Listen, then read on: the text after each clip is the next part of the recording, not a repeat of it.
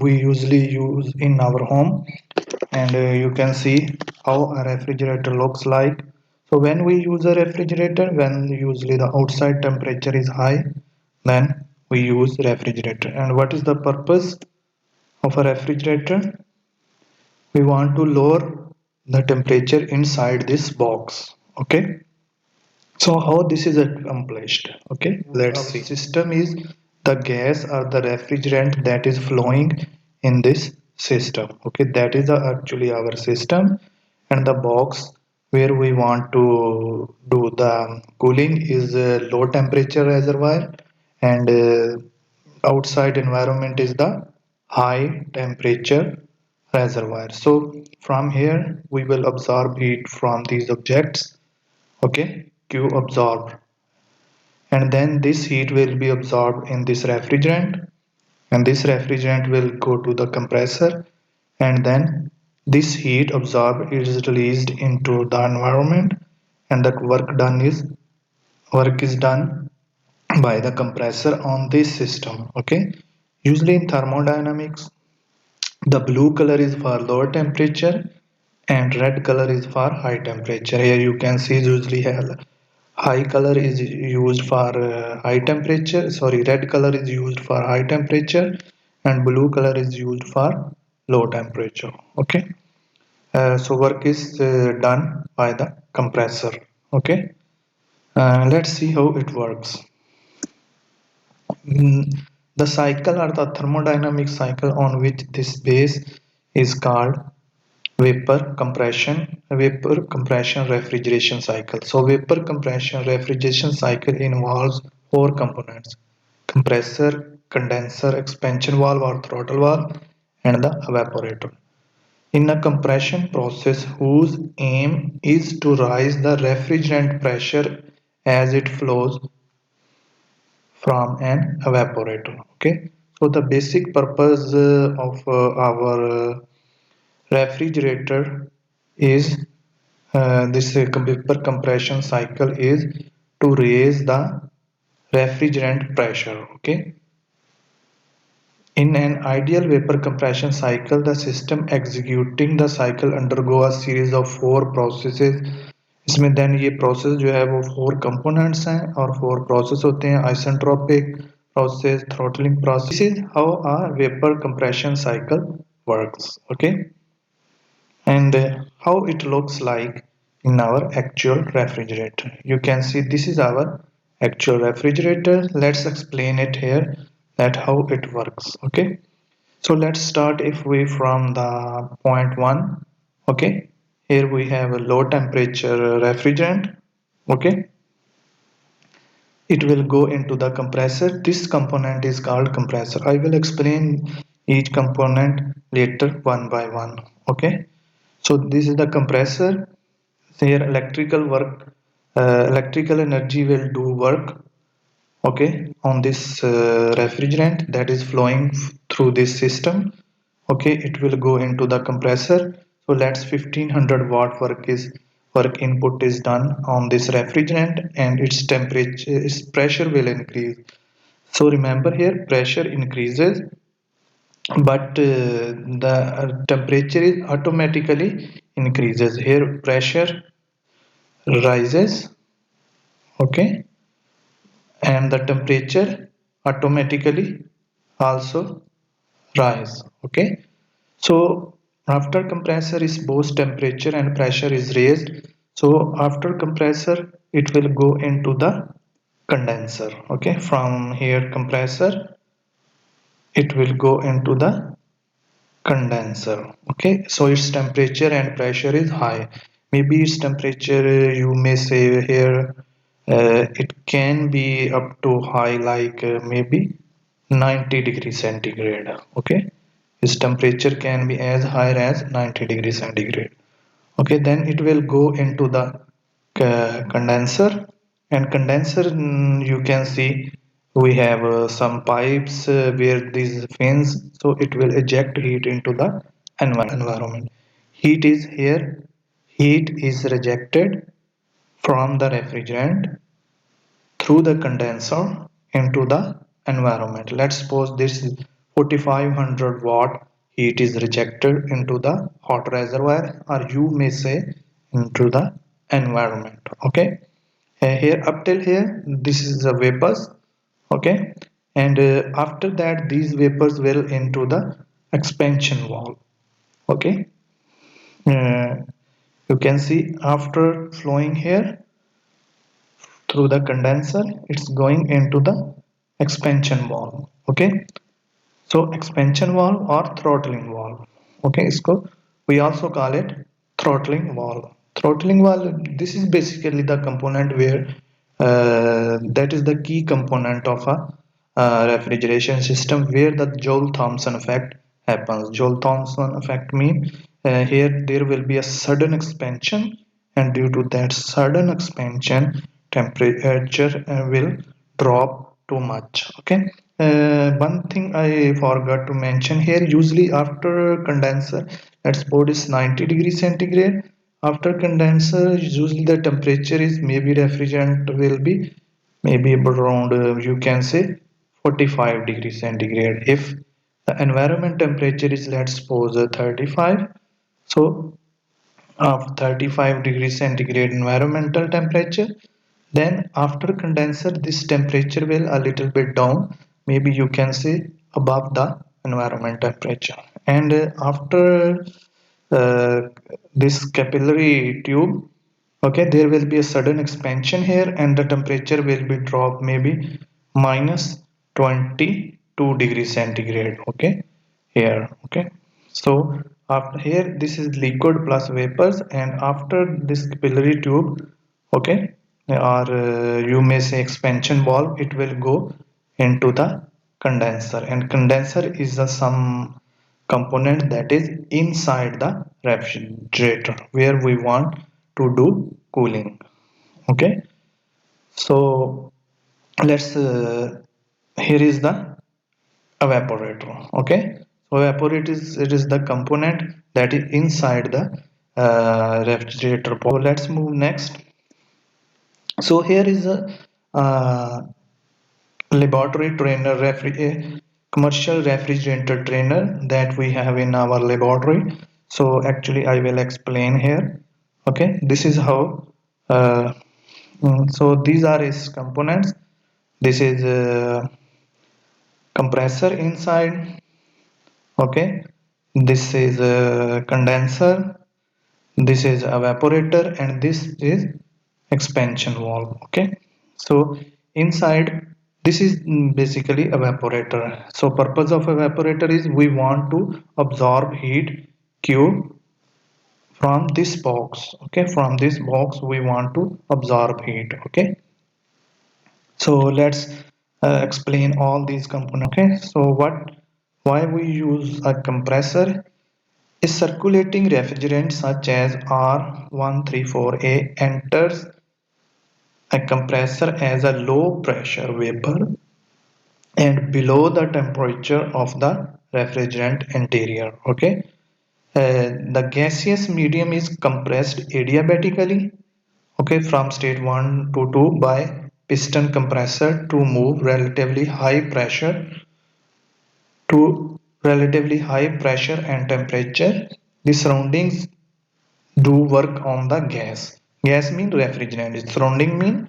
So as I had explained in the first slide, you can see that the refrigerant flowing in this system is our system, and the rest is surrounding. System is our system in thermodynamics language. Okay, so this is where we want to do cooling, cold reservoir, and here we reject heat into the environment. Okay, so uh, the surroundings do work on the gas, increasing its internal energy, temperature, and compressing, increasing its pressure. Okay, so compressor is inside this box.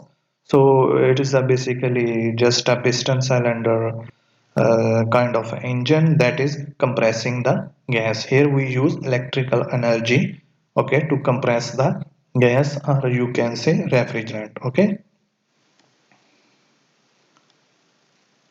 So work required for the compressor will be, you can calculate by using enthalpies H2 minus H1. This is not heat, this is enthalpy H. Okay. So after that, as we have seen in the first diagram, it will go into the condenser. The superheated vapors travel under pressure through the coils or the tubes.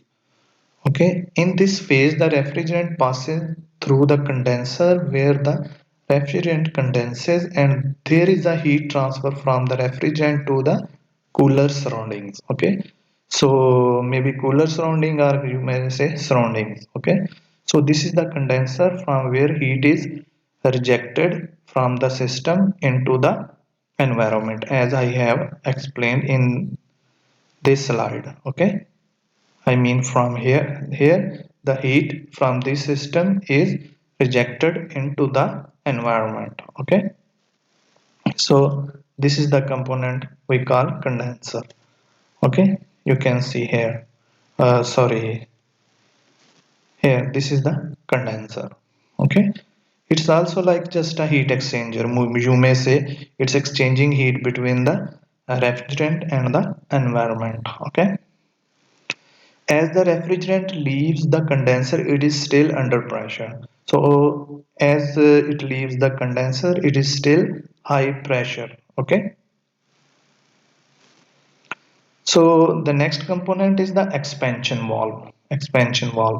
The refrigerant at state 3 enters the expansion valve and expands to the evaporator pressure. Okay, this process is usually modeled as throttling process, for which enthalpy remains constant.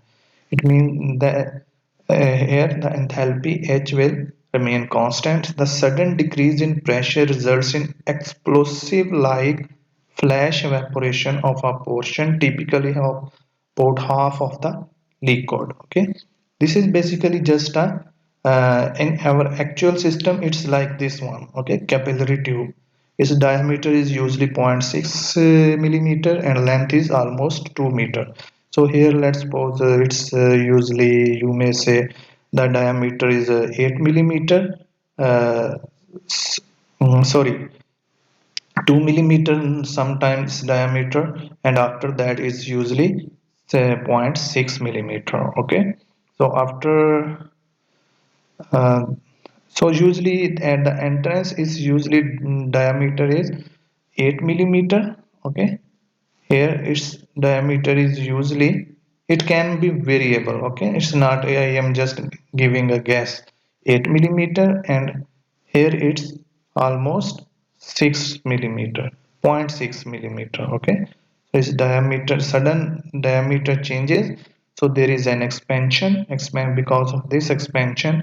There is a sudden cooling effect. We also call it Joule-Thomson effect. We also call it a throttling device. It's actually the process happening inside is a throttling process. Okay.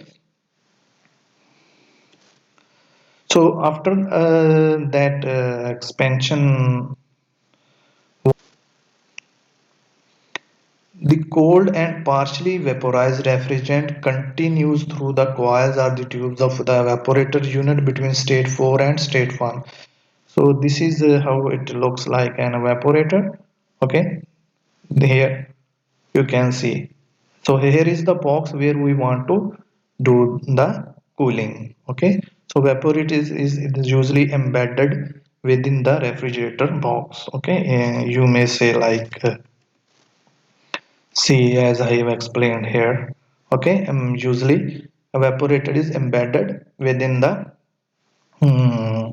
box or where we want to do the cooling. Okay,